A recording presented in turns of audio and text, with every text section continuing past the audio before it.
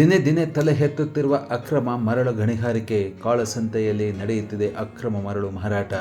ಹೊಸದುರ್ಗ ತಾಲೂಕಿನ ಬಲ್ಲಾಳ ಸಮುದ್ರದಲ್ಲಿ ನಡೆಯುತ್ತಿರುವ ಮರಳು ಗಣಿಗಾರಿಕೆ.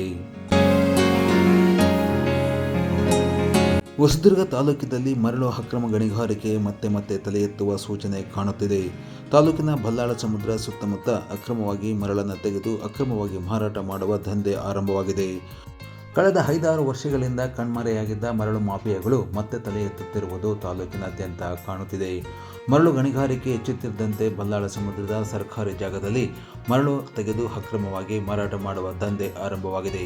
ಸರ್ಕಾರಿ ಜಾಗದಲ್ಲಿ ಒತ್ತುವರಿ ಮಾಡಿ ಮರಳನ್ನು ತೆಗೆದು ಕಾಳಸಂತೆಯಲ್ಲಿ ಮಾರಾಟ ಮಾಡುತ್ತಿರುವುದು ಪತ್ತೆಯಾಗುತ್ತಿದ್ದರೂ ಸರ್ಕಾರ ಮಾತ್ರ ಕಣ್ಣು ಮುಚ್ಚಿ ಕುಳಿತಿದೆ.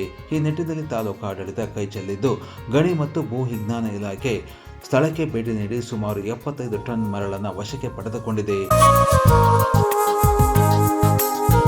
ಈ ನಿಟ್ಟಿನಲ್ಲಿ ಹೊಸದುರ್ಗ ತಾಲೂಕು ಆಡಳಿತ ಕ್ರಮ ವಹಿಸಬೇಕಾಗಿದೆ.